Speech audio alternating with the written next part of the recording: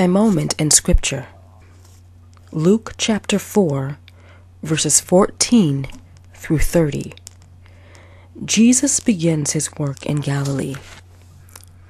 And Jesus returned in the power of the Spirit to Galilee, and a report about him went out throughout all the surrounding country. And he taught in their synagogues, being glorified by all. And he came to Nazareth, where he had been brought up. And as was his custom, he went to the synagogue on the Sabbath day, and he stood up to read.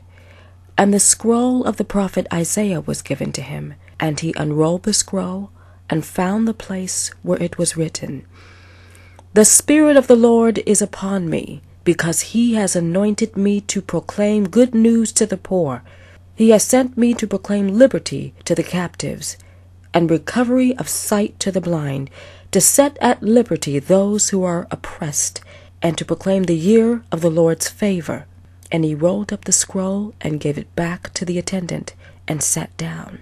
And the eyes of all in the synagogue were fixed on him. And he began to say to them, "Today this scripture has been fulfilled in your hearing."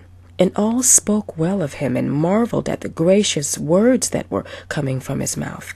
And they said, "Is not this Joseph's son?" And he said to them, "Doubtless you will quote to me this proverb, 'Physician, heal yourself.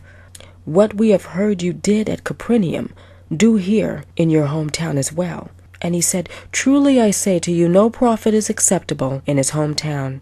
But in truth, I tell you, there were many widows in Israel in the days of Elijah, when the heavens were shut up 3 years and 6 months, and a great famine came over all the land.